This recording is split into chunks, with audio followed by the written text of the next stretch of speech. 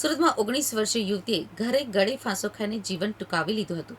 આ મામલે સિંગણપોર પોલીસે પિતા પુત્ર વિરુદ્ધ ગુનો નોંધી પિતાની ધરપકડ કરી કાયદેસરની કાર્યવાહી હાથ ધરી છે. સુરતના સિંગણપોર વિસ્તારમાં રહેતી 19 વર્ષીય નેના રજનીભાઈ બાવળિયાએ આપઘાત કરી લીધો હતો. આ મામલે સિંગણપોર પોલીસ મથકમાં પિતા પુત્ર સામે આપઘાતનો દુષ્પ્રેરણાનો ગુનો નોંધાયો છે. ફરિયાદમાં જણાવ્યા અનુસાર છોકરો પીછો કરીને હેરાન પરેશાન કરતો હતો તેમજ દીકરી પાસે બળજબરી મોબાઈલ ઉપર 30,000 રૂપિયાની માંગણી કરતો હતો. તદુપરાંત દીકરીના પિતાએ છોકરાના પિતાને જાણ કરતા તેઓએ પણ દીકરાનું ઉપરાણું લઈને ગાળાગાળી કરી હતી. આ મામલે સિંગણપોર પોલીસે ફરિયાદના આધારે પિતાની ધરપકડ કરી છે અને આ મામલે કાયદેસરની કાર્યવાહી હાથ ધરી છે. ડીસીપી પિનાકિન પરમારે જણાવ્યું હતું કે તારીખ 13/7/2025ના રોજ સિંગણપોર પોલીસ સ્ટેશનની હદમાં નાની વેડ વિસ્તારની અંદર એક 19 વર્ષની દીકરીએ ગળે ફાંસો ખાઈને આપઘાત કર્યો હતો. આ દીકરી ખાનગી ટ્યુશન ક્લાસીસની અંદર પોતે આસિસ્ટન્ટ તરીકે નોકરી કરતી હતી, પરંતુ તેણે 13મી તારીખે સાંજે 7:30 વાગ્યાની આસપાસ પોતાના ઘરે ગળે ફાંસો ખાઈને આપઘાત કર્યો હતો.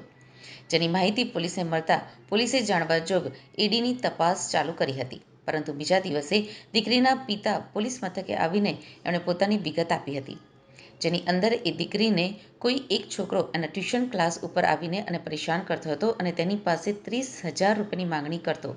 તો એ રીતની વિગત આપતા પિતાની ફરિયાદ પોલીસે તાત્કાલિક નોંધીને તરત જ ગુનો દાખલ કરેલ હતો અને ગુનો દાખલ કર્યાના 5 કલાકની અંદર જ એના જે આક્ષેપ હતા એ છોકરાના પિતાને પોલીસે ધરપકડ કરેલી હતી અને જે છોકરા વિરોધમાં કમ્પ્લેન છે એના માટે અલગ અલગ ટીમો બનાવીને એને સામે કાયદેસરની કાર્યવાહી કરવા માટે તજવીજ ચાલુ કરી છે.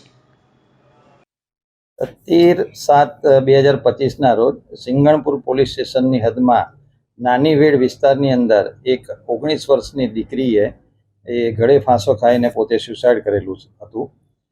આ દીકરી જે છે એક પ્રાઇવેટ ટ્યુશન ક્લાસીસની અંદર પોતે આસિસ્ટન્ટ તરીકે નોકરી કરતી હતી, પરંતુ તેણે 13મી તારીખે સાંજે 7:30ની આસપાસ પોતે પોતાના ઘરે દુપટ્ટાથી મતલબ ગળે ફાંસો ખાઈને સુસાઇડ કરેલું હતું.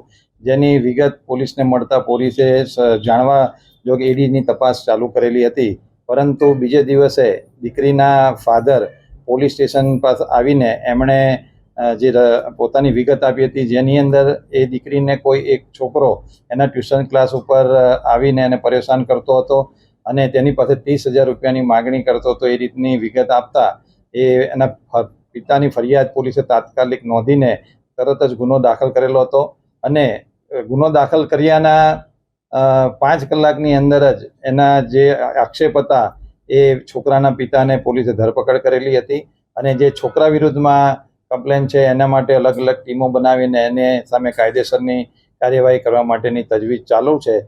ગઈકાલે પોલીસ અધિકારીઓ દ્વારા છોકરીના પિતા સાથે મુલાકાત કરવામાં આવેલી હતી અને તેમની સાથે સમાજના આગેવાનો પણ આવેલા હતા. તેમની સાથે ઊંડાણપૂર્વક ચર્ચા કરીને એમની જે રજૂઆત હતી એ પોલીસે સાંભળી અને એ દિશામાં પોલીસે કાર્યવાહી કરેલી છે. એમાં સમાજના આગેવાનો દ્વારા વિસ્તારની અંદર અમુક વિસ્તારોમાં અમુક ચોક્કસ પ્લેસ ઉપરની રજૂઆત હતી કે ત્યાં છોકરાઓ છોકરીની છેડતી કરતા હોય એવી રજૂઆતો હતી.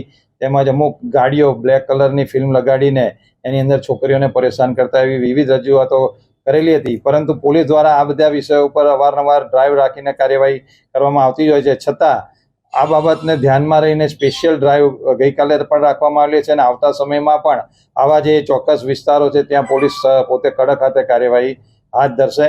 આગેવાનો અને તેના પિતા સાથે વાતચીતથી તેઓ પોલીસની કાર્યવાહીથી સંપૂર્ણપણે તે લોકોને સંતોષ છે અને હાલમાં જે એના પિતાની ધરપકડ કરી છે અને આગળમાં એની પૂછપરછ કરવામાં આવશે અને આક્ષેપો જે કરેલા છે તે અનુસંધાને કાયદેસરની કાર્યવાહી હાથ ધરવામાં આવશે.